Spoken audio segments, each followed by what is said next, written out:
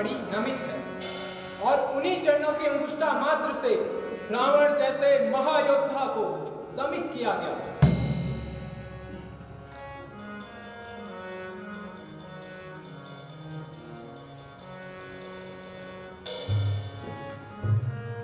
यही तो मेरा घर है, प्रवेश करता हूं।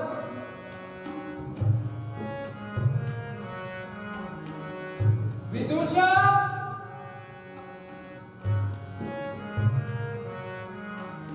विदुषा,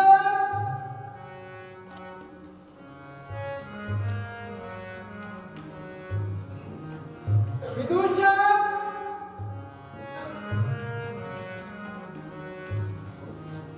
ये विदूषक भी न जाने कहां चला गया।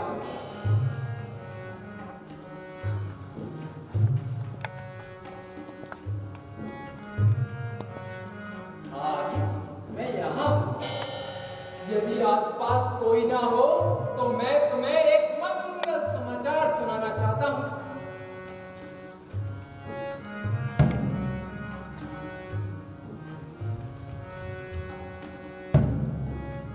सुनाइए। आसपास तो कोई नहीं है।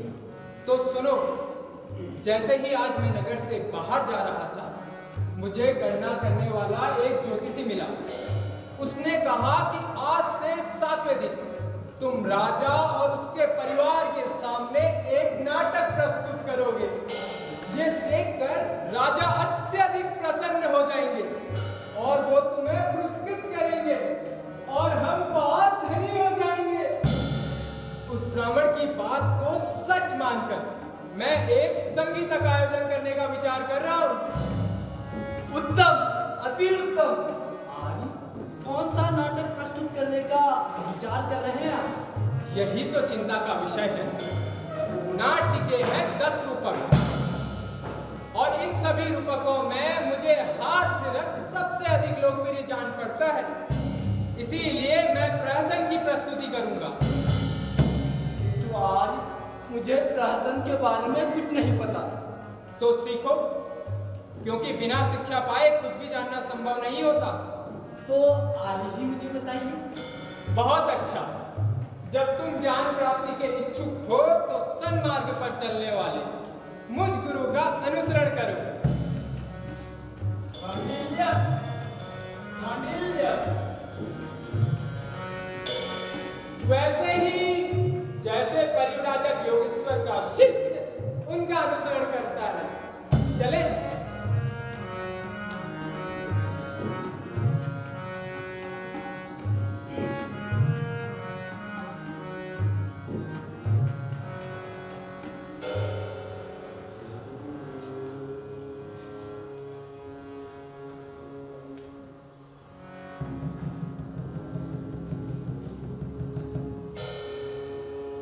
शांडिल्य, शांडिल्य। एक अज्ञानी के योग्य ही ये आचरण है। और कहा भी है, ये देह तो रोगों का घर है, वृद्धावस्था के वश में है और छिपी हुई मृत्यु के किनारे पर ठीक उसी तरह स्थित है जैसे घात प्रतिघातों से जर्जर वृक्ष। बड़े पुण्य से मिली ये मानव देह है, परंतु भौतिकता से प्रभावित, शक्ति, सौंदर्य और तारुण्य से गर्वित मानव इन कठिन दोषों के प्रति अंधा हो जाता है। इसलिए इस बेचारे को क्या दोष दिया जाए। ऐसा करता हूं, एक बार फिर बुलाता हूं। शांडिल्य, शांडिल्य। न जाने कहां रहे।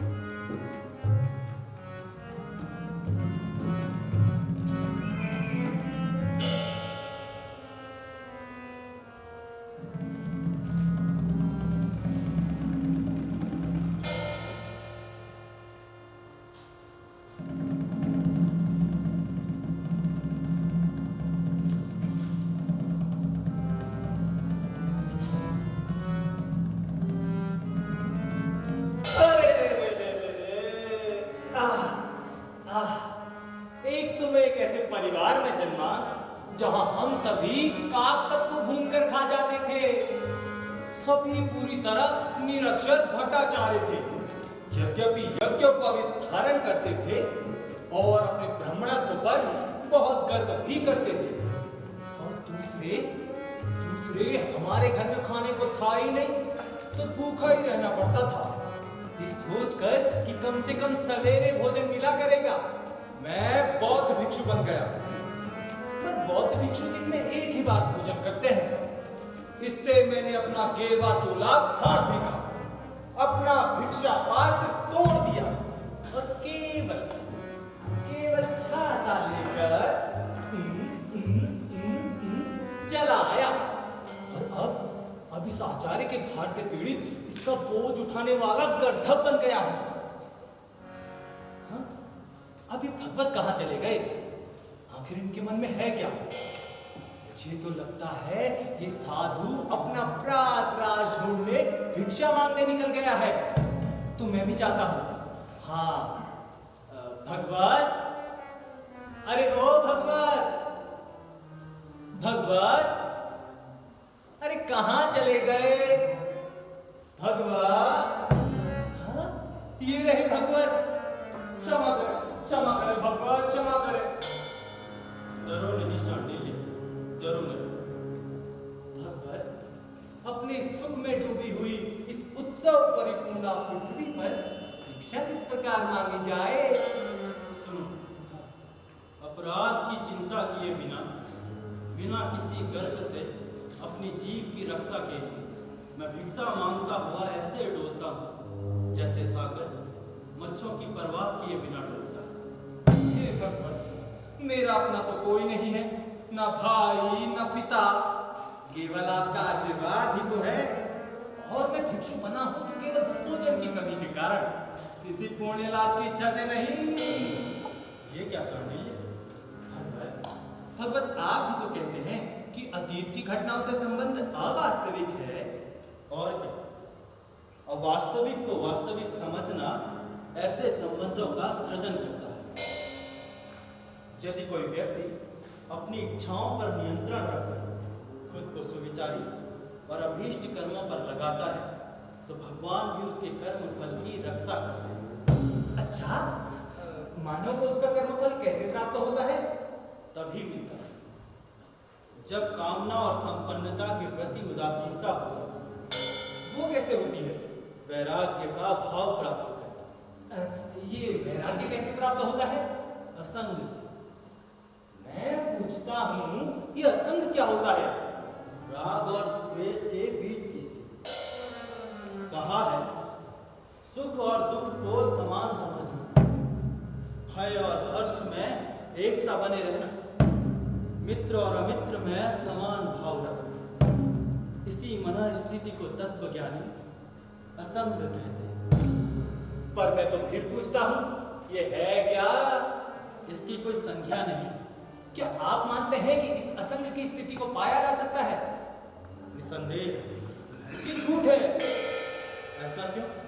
अगर ऐसा नहीं है तो आप मुझ पर क्रोध क्यों करते हैं? तुम पढ़ते नहीं हो इसीलिए। आप तो मुक्त पुरुष हैं, मैं पढ़ूं या ना पढ़ूं, इससे आपको क्या?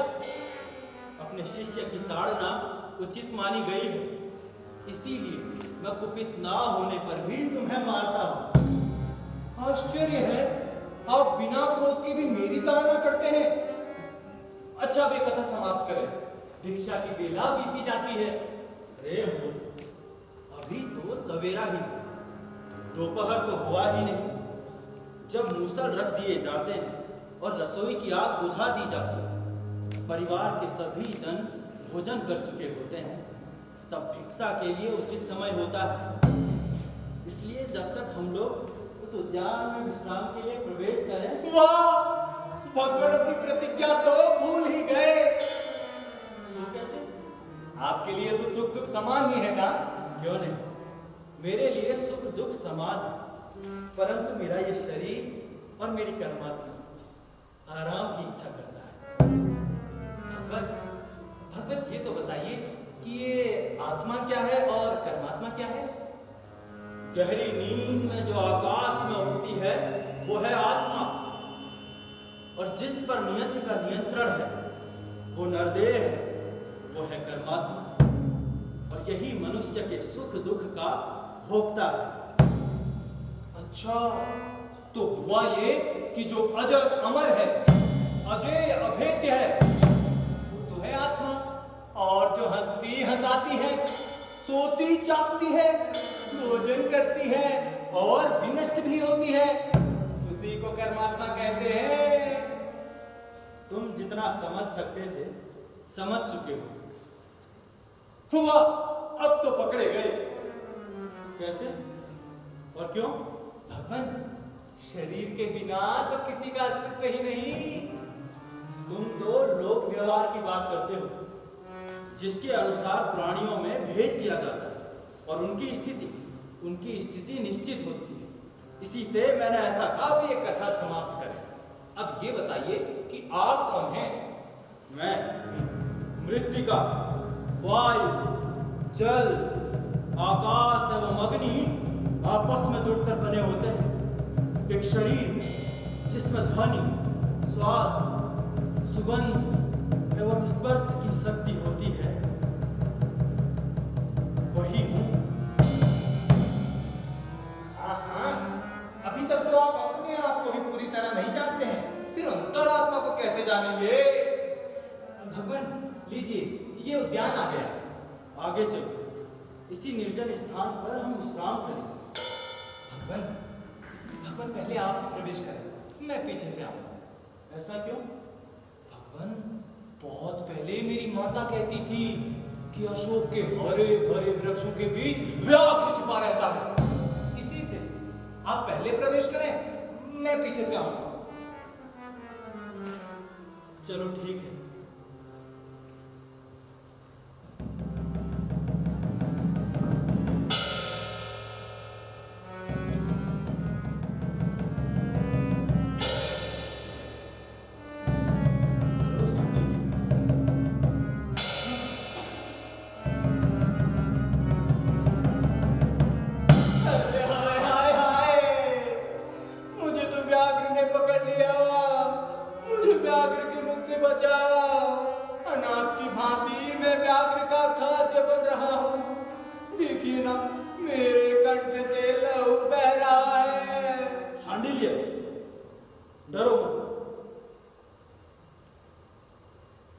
ये तो मोर है। क्या सचमुच मोर है? और नहीं तो क्या, मोर ही तो है। अच्छा, यदि मोर है तो मैं आंखें खोलता हूँ। अवश्य, निश्चिंत हो।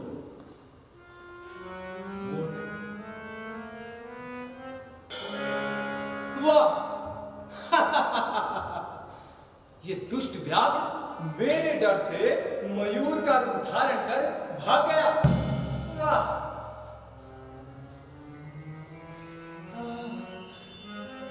वाह!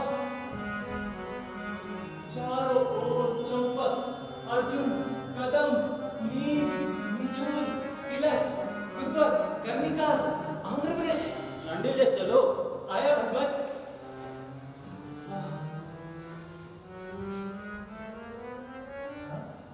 गई। शाल, ताल, तमाल, कुंडाल, नाग, बकुल, सरस, सरस, सिंहमाल, त्रिशूल, सप्तपदी, करवीर, मुंडी, पानी, चंदन, चौक, नंदा, टगर। टगर और खदिर।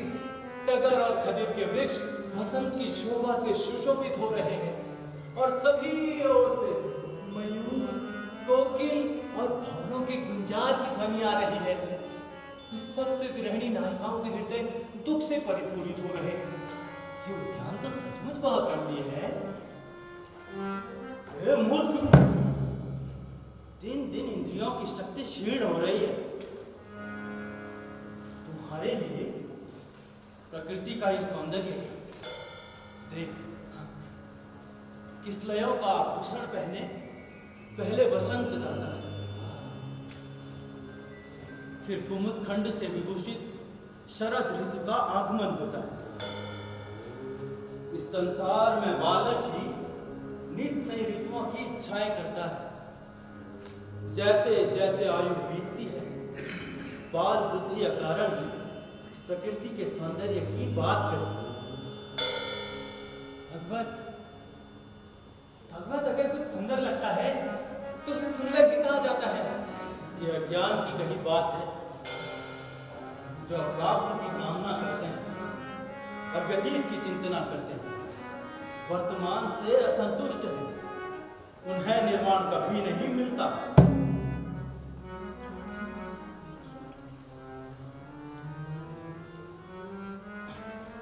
अब ये कथा समाप्त करें। भिक्षा की बेला बीती जाती है। ऐसा करते हैं, यहीं बैठ जाते हैं। ये कैसी बात? उद्यान की समूची भूमि अदूषित ही तो है। वास्तविकता तो यह है कि जब भी आर्य थक जाए और बैठना चाहे, तभी दूषित भूमि को भी अदूषित मानकर बैठ जाए। इसके लिए तो वेद वाक्य प्रमाण है। मैं उनकी ओर से कहता हूँ कि जब मानव तर्क से भरा होता है तो सही गलत क्या है वे अपने आप ही निश्चित करता है। कोई भी अधिकृत प्रमाण नहीं माना जा सकता।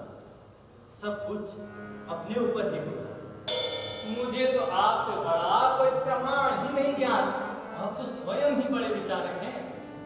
अब ऐसा ना करो, आओ अध्ययन करो। नहीं, मेरी अध्ययन की इच्छा नहीं है। क्यों? पहले मैं अध्ययन का अर्थ जानना चाहता हूँ। अध्ययन करने के बाद ही अध्ययन का अर्थ पता चलेगा, इसलिए पहले अध्ययन करो। अध्ययन करके क्या लाभ होगा? सुनो, ज्ञान से विज्ञान प्राप्त होता है, विज्ञान से संयम, संयम से तप, तप से योग की ओर प्रवृत्ति, योग की ओर प्रवृत्ति से भूत भविष्य और वर्तमान का ज्ञान प्राप्त होता है। इससे अष्ट गुणों से युक्त ऐश्वर्य मिलता है। भगवान, आपकी इच्छा अनुसार आपकी वाणी मेरे मन मस्तिष्क के गहवरों में प्रवेश कर जाती है। उसी प्रकार क्या यह संभव है कि आप दूसरे के शरीर में प्रवेश कर सकें? तुम्हारा अभीष्ट क्या है? मेरा अभीष्ट? हाँ, मेरा अभीष्ट है संघ द्वारा प्रस्तुत सुस्वादु भोजन प्राप्त करना। तो तुम्हारे अभीष्ट का हाँ, अभी समय नहीं हुआ।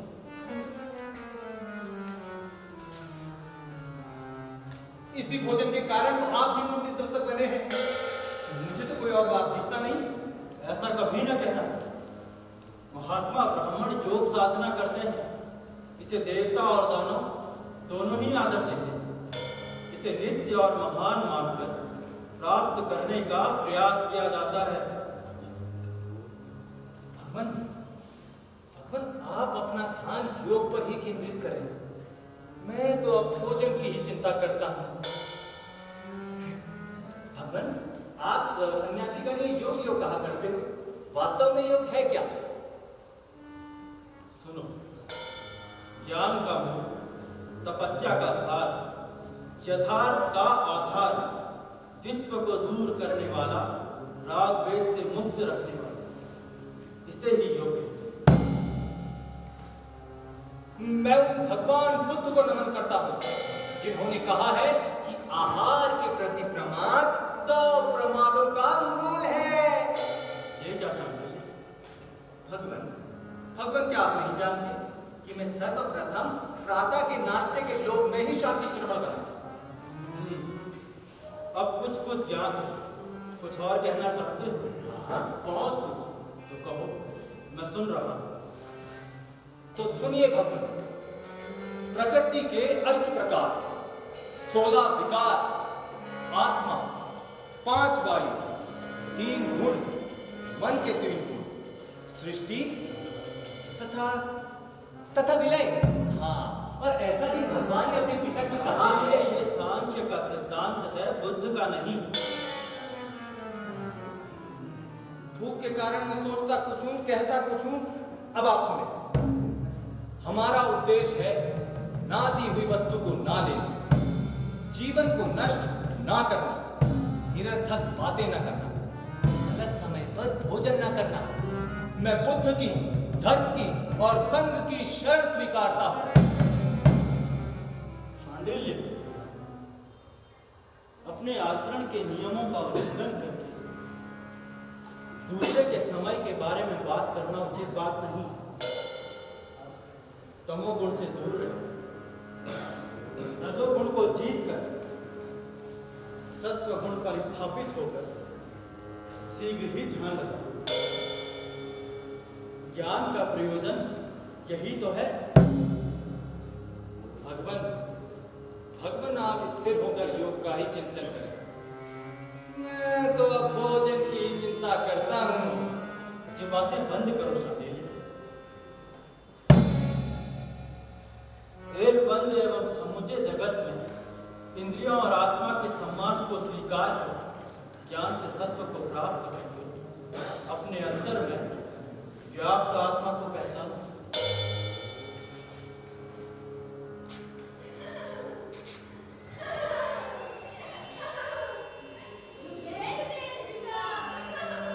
अरे आओ सखी, कहाँ रह गई? पकड़ो मुझे। अरे आओ आओ, अरे अजूबा। अरे आओ आओ, पकड़ो।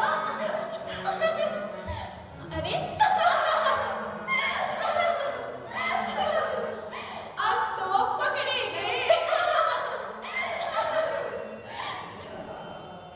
अजूबा, देखिए, उद्यान की समूची भूमि कितनी मनमोहक है। हाँ, सचमुच। पर सखी, ये रानी लोग कहाँ हैं? अज्जुके, श्रेष्ठी ने कहा वे भी आते हैं और नगर की ओर चले गए। सखी, ये क्यों हुआ होगा? किसी और गोष्ठी में जा रहे होंगे। गोष्ठी?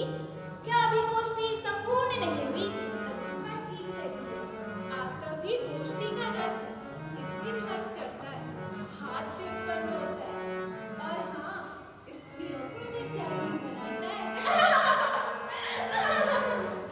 जाओ, उसे शीघ्र आने को कहो। अज्जुका, जब तक रामिलन नहीं आ जाते तब तक आप इस स्थान पर विश्राम करें। चलिए अज्जुका।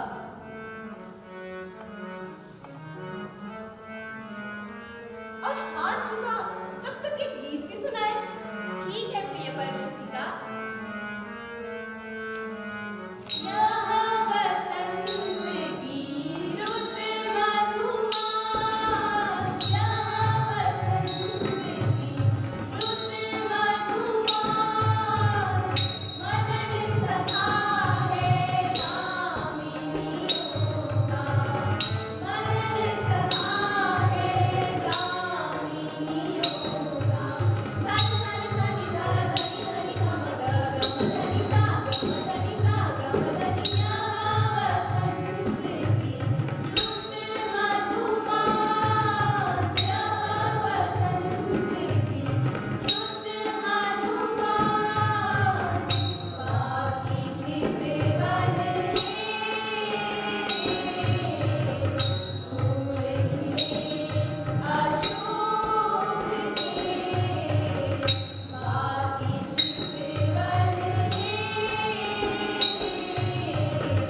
फूल खिले अशोक के।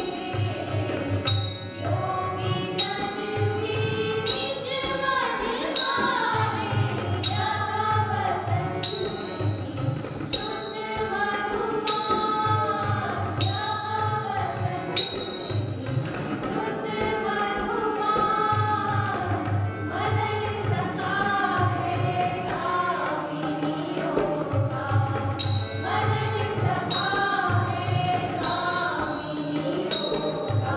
सानी सानी सानी धा धनी धनी धा मग गम धनी सा गम धनी सा गम धनी सा। उनके कोकिल की पुकार है? नहीं, कोकिल की पुकार तो नहीं है। तो ये है क्या? ये तो मधु में डूबे पायस की भांति मधुर गान का स्वर है। तो चलकर देखें।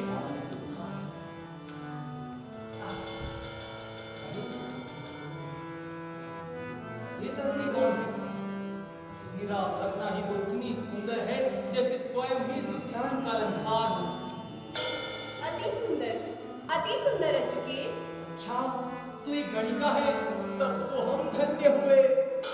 अचुका, एक और भी गीत गाएं। अच्छा।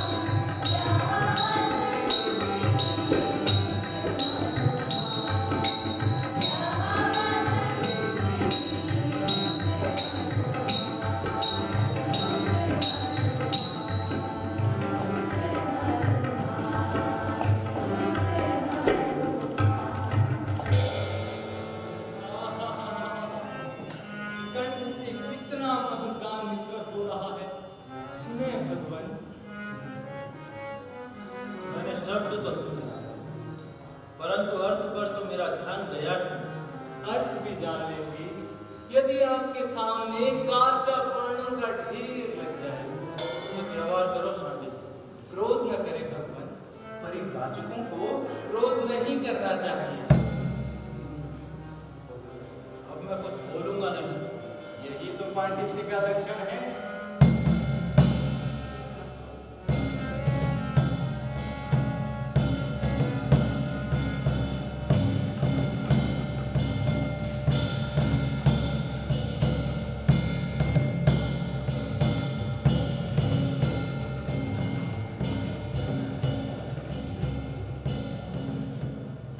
सुनो सुनो, मुझसे संसार के प्राणियों का प्राण हरण करने वाले यमराज ने कहा है।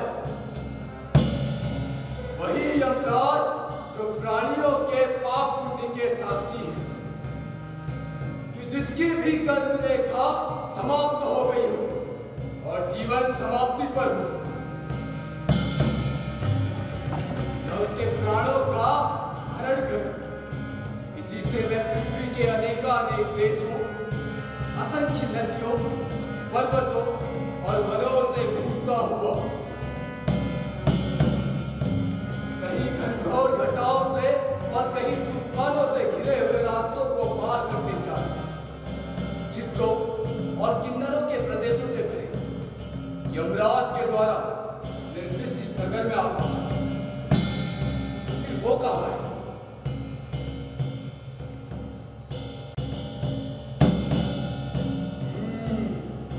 हो रही अशोक पुष्प के सोने के रंग वाले गुच्छों के बीच यह झुका ऐसी चंद्र ज्योत्सना के समान चमक रही है जो सूर्यास्त के समय मेघ समूह से घिरी हो।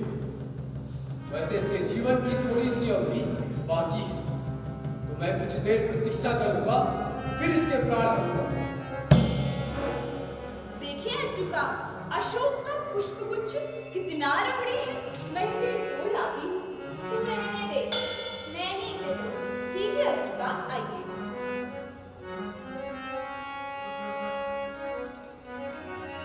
अब उपयुक्त समय है, तो सर्प बनकर इस अशोक की शाखा में बैठकर मैं इसके प्राण हरूंगा।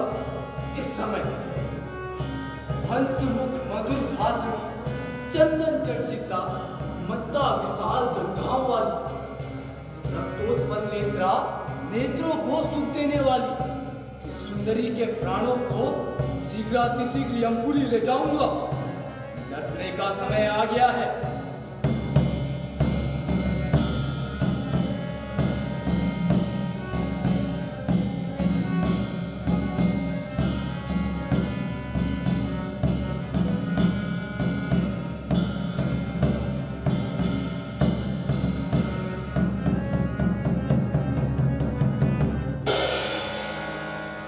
हाय, मुझे तो किसी ने डस लिया।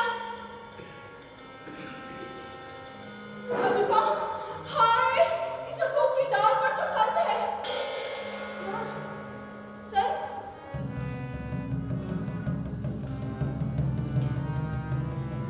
संभल के अजुका। भगवती, ये क्या? आर्य, अजुका को सर्प ने डस लिया है। सर्प ने डस लिया? हे भगवान, इस अचुका को सर्प ने डस लिया।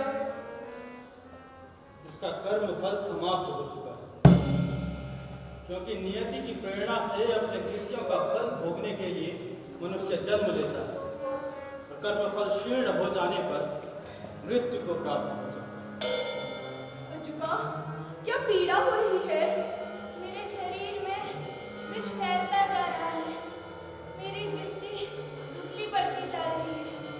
मेरा हृदय अत्यंत आकुल हो रहा है, मानो मेरे प्राण जा रहे हैं। मुझे नींद आ रही है। आराम से लेटे अजुका। माँ को मेरा प्रणाम कहना। ऐसी बात न कहें, आप स्वयं ही उनका अभिवादन करेंगी। रामिलक, रामिलक मेरा आलिंगन कर। अजुका, अजुका, हाँ, अजुका तो निष्प्राण हो गई।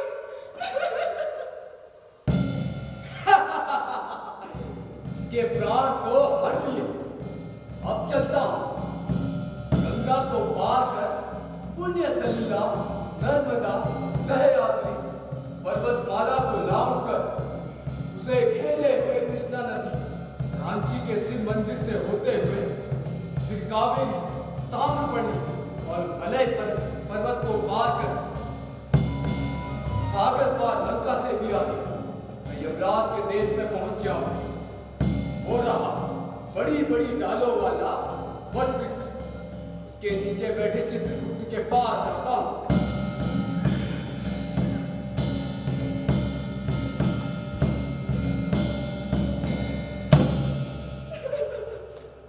हाय अजुका, हे सखी। हे भगवान, इस अचुका के प्राण छोड़ दिए। मूर्ख, प्राणियों को अपने प्राण बहुत प्यारे होते हैं। प्राण शरीर को छोड़ते हैं, ऐसा कहना चाहिए। हे भगवान, तुम दुष्ट हो, निष्ठुर, दुष्ट बुद्धि, भिन्न चारित्र, असंस्कृत, मुंडित वस्तु। ये तुझे क्या हो गया और तेरा मतलब क्या है? भगवान, भगवान मुझे मेरे 108 नाम तो गिनाने दें। अवश्य। हे भगवान, भगवान मैं दुखी हूँ। इसलिए अचुका मेरी स्वजन है। स्वजन? हाँ, तुम्हारी स्वजन कैसे हो गई? हम परिव्राजकों की भांति ये किसी से स्नेह नहीं करती। वे लोग भी जो किसी से स्नेह नहीं करते, अपने जीवन में उद्देश्य को प्राप्त कर स्नेहशील हो जाते हैं। हे भगवान, मैं अपने को संभाल नहीं पा रहा हूँ। मैं तो उसके पास जाकर रोता हूँ। अचुका! वहां ना जाना, और ये उचित नहीं होगा शांडिल्य। भगवान, भगवान क्रोध ना करें। परिव्राजकों को क्रोध नहीं करना चाहिए। हाय अचुका! हाय मेरे संपन्ने! हाय मधुगायनी! आर्य, हाँ, ये क्या? भवती स्नेहवश। ठीक तो है, साधुजन सभी के प्रति कृपालु होते हैं। भवती, मैं इनका स्पर्श करना चाहता हूँ। जैसी आपकी इच्छा आर्य। चुका।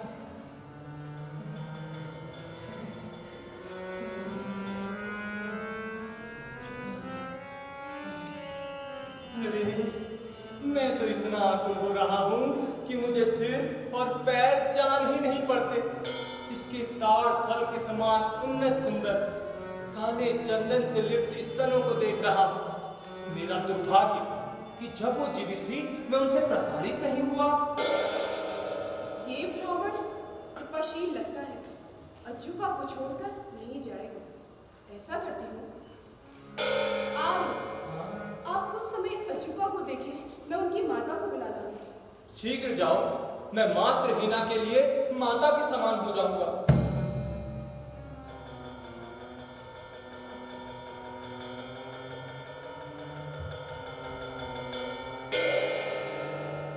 ये तो चली गई, अब स्वच्छंदता से कम रो तो लूं। हाय अज्जुका, हाय प्रिय संपन्ने, हाय मधुर गायनी। शांडिल्य, ये व्यवहार उचित नहीं है। दूर से निष्ठुर, मुझे अपने समान समझता है। अब आओ, अध्ययन करो। मैं क्या अध्ययन करूं?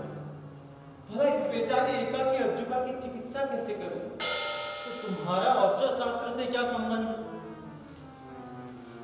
तुम्हारे योग का फल तो बस पाप है। अब इस बेचारे को क्या दोष दिया जाए? मैंने महेश्वर आदि योगाचार्यों से सुना है कि अपने शिष्य को समझाने के लिए थोड़ा सा संघभाव बुरा नहीं होता। इसीलिए अब मैं इसे योग पर विश्वास दिलाने के लिए ये करता हूं। इस गणिका के शरीर में अपनी आत्मा का प्रवेश कराता हूं।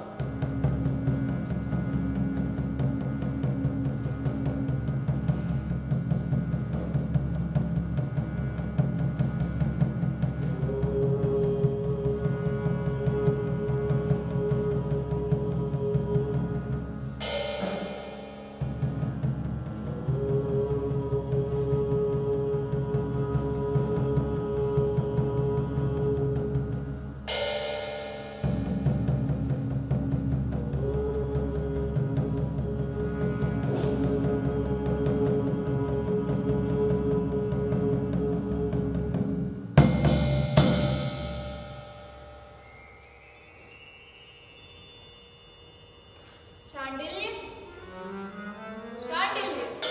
अरे अज्जुका तो स्वस्थ हो गई। बाबा जी, ये रहा मैं।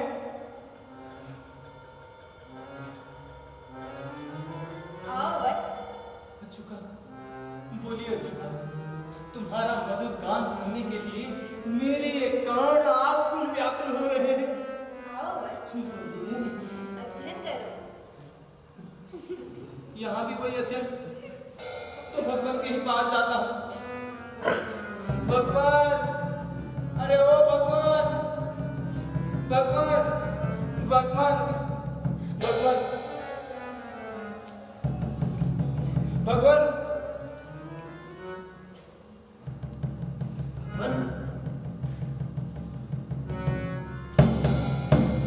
अरे भगवान तो निष्प्राण हो गए। हे वागवदत्त, हे योगधनी, ओ मेरे आचार्य, क्या बड़े बड़े विचारक भी मरते हैं।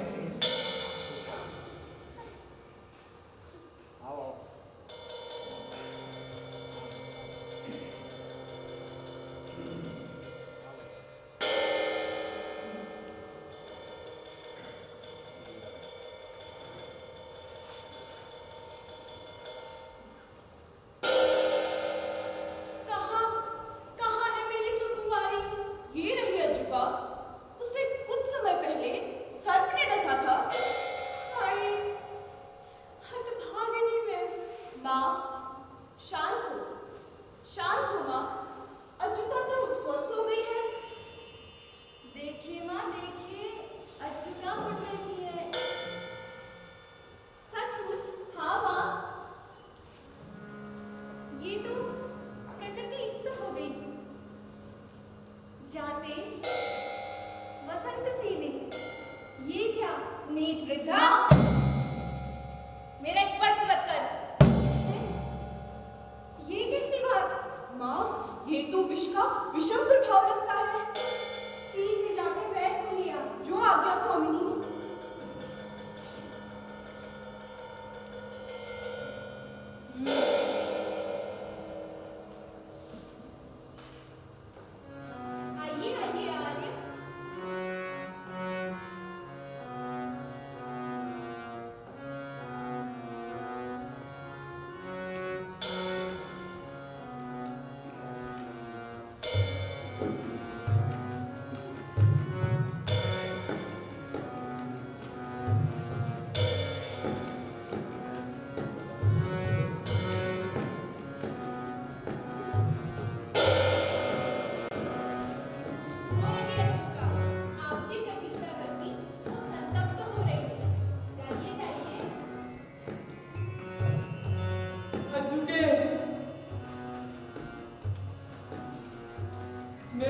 मांगना है इस विशालाक्षी मृदुभाषी मुख का उसी प्रकार पान कर जैसे जैसे खिले हुए कोमल कमल का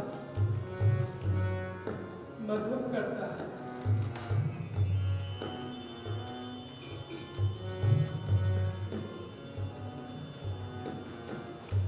अचूके अरे मुझे देखकर मुंह क्यों फेर दिया? अरे सुगात्री जैसे लहरियां कमलों को डुलाती हैं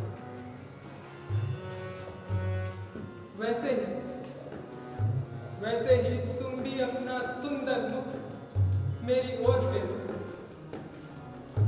जैसे अंजुरी भर जल वैसे ही तुम्हारा आधा दर्शन भी अति सुखदायक है।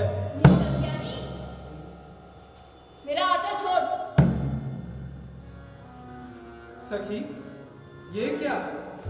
कुछ देर पहले इसे सर्प ने डस दिया था, तभी से ये अनुचित व्यवहार कर रही है। बेचारी सुकुमारी, ये तो सुध-बुध खो बैठी है। इस पर तो किसी और का आवेश आ गया है।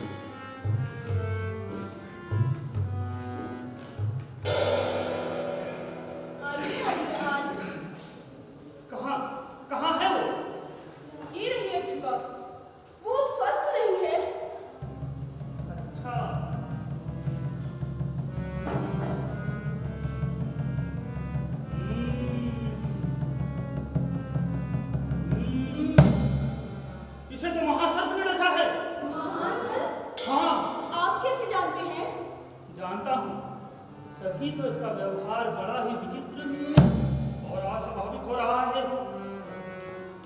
मैं अपना क्या प्रारंभ करता हूँ।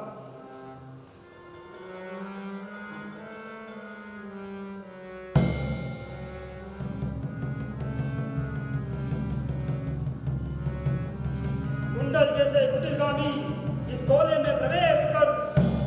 कुंडल जैसे कुटिलगामी इस गोले में प्रवेश कर।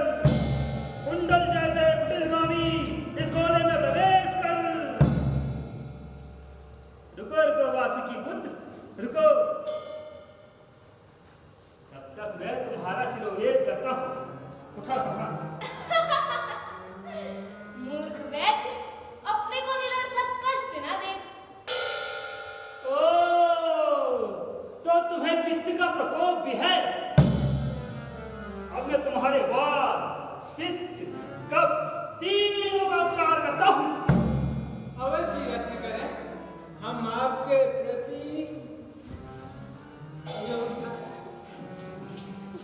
ठीक, आप इसे संभालें। तब तक मैं सुंदर गुलिका नामक औषधि लेकर आता हूँ। जाइए।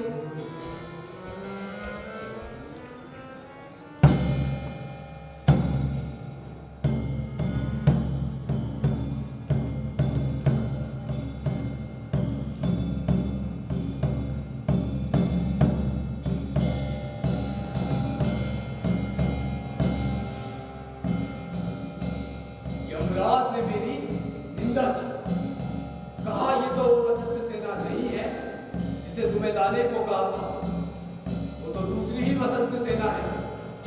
जाओ अब उसे लेकर आओ। यदि इसके शरीर को अग्नि समर्पित नहीं किया होगा तो मैं इसके प्राण वापस कर देता हूं।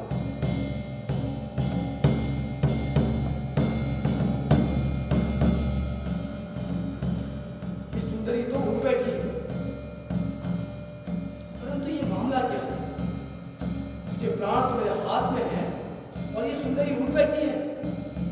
ऐसी आश्चर्यजनक बात इस इससे पहले कभी नहीं देखी। ध्यान लगाता हूं।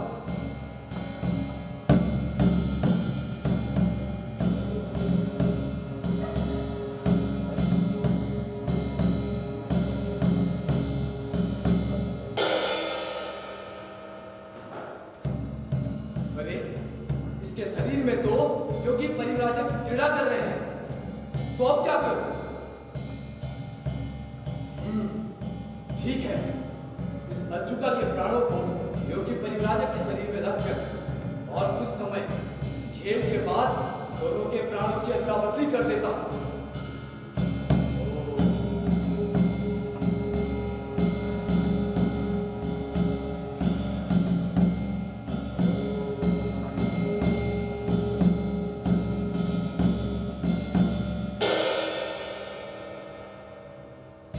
अज्जुका के प्राणों को योगी परिव्राजक के शरीर में स्थापित कर दिया। अब योगी परिव्राजक का आचरण अज्जुका के प्राणों से प्रभावित होगा ही।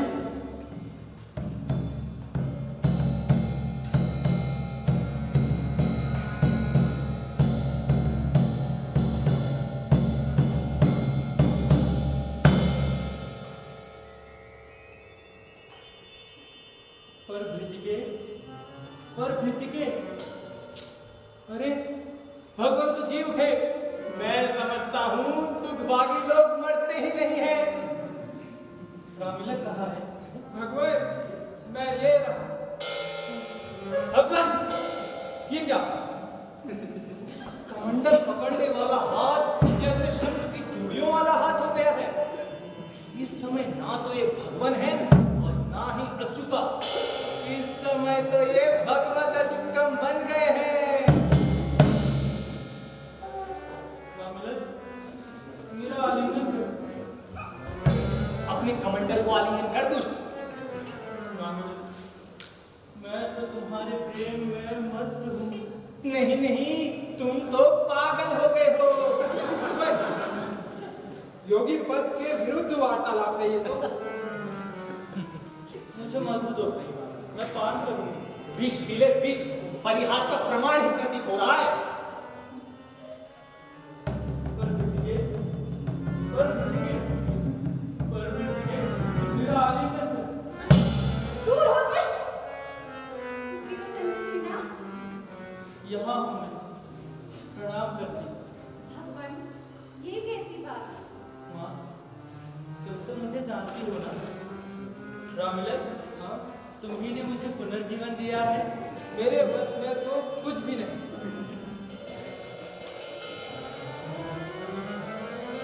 सुनो, राष्ट्र गुलिका ले आया हूँ और दूसरी औषधियाँ भी है मेरे पास।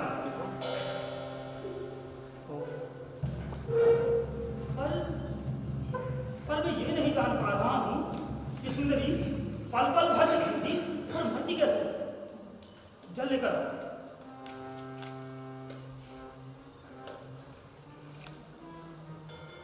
ये लीजिए आली।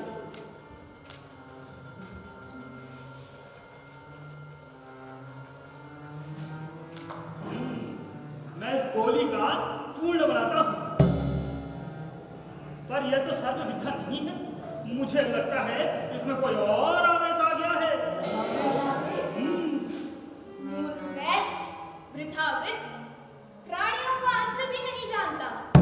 बताओ किस प्रकार के सर्प ने इसे डसा है? इसमें आश्चर्य की क्या बात है? आश्चर्य? इसका कोई शास्त्र है? हाँ, क्यों नहीं? सहस्त्रों शास्त्र हैं। तब मुझे वैद्य शास्त्र के बारे में बताओ। अच्छा, तो सुनिए अज्जुका। वात पित्त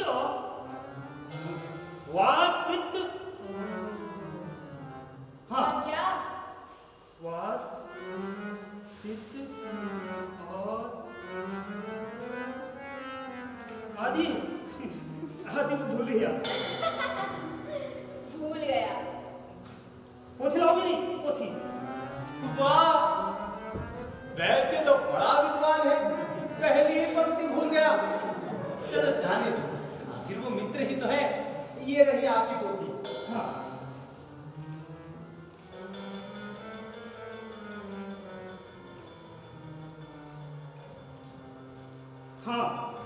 सुनिए अज्जुका, वात, पित्त और कफ तीनों बड़े विष हैं। इन्हें त्रय सर्पा कहा जाता है। इनके आगे चौथा कोई नहीं टिकता। ये शब्द प्रयोग गलत है। त्रीणी सर्पा कहना होगा। सर्प तो नपुंसक लिंग है। त्रीणी सर्पा? क्या हुआ आर्य? अरे इसे तो किसी व्याकरण सर्प ने डसा है। हाँ इसके आवेग कितने प्रकार के होते हैं? हाँ, सब प्रकार के होते हैं। गलत। विष प्रभाव के हैं 7 स्तर। वो कैसे? रोमांच, हाँ मुख सूखना, हाँ रंग पीला पड़ना, हाँ कंपन, हाँ हिचकियां हाँ और हाफी। हाँ। और यदि विष इन 7 स्तरों से ऊपर चढ़ जाए तो उसका उपचार नहीं किया जा सकता। यदि कुछ और बता सकते हो तो बताओ। ये मेरे विषय से बाहर है। भगवती, आप लोगों को प्रणाम। प्रणाम। मैं चलता हूँ। आज आपकी पोथियां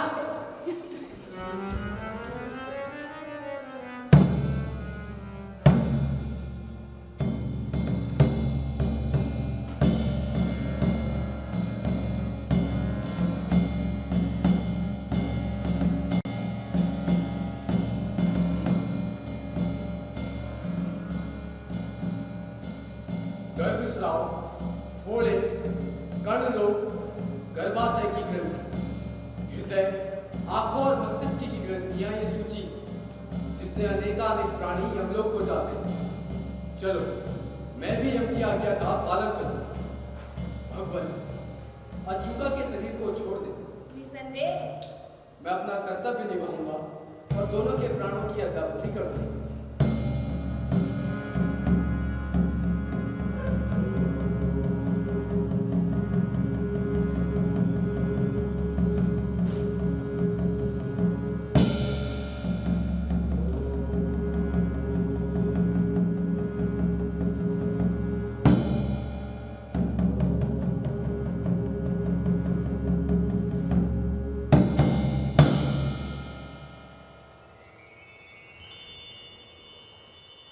माँ, माँ, त्रिवसन सेना। अरे अज्जुका तो पहले ही जैसे बोलने लगी। ये तो प्रसन्न है। प्रिय कबीर, मेरे साथ चलो।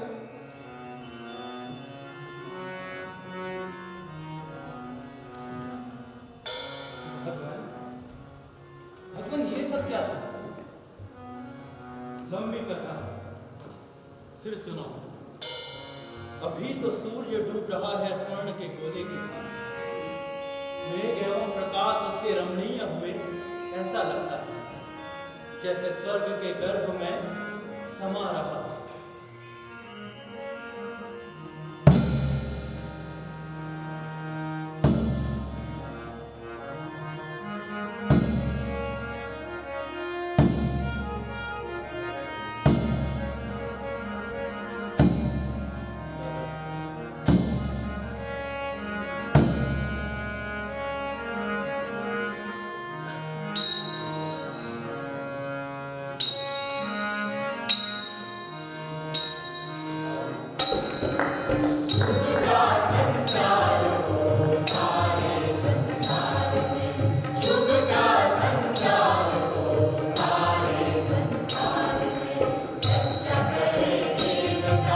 रक्षा करे देवता,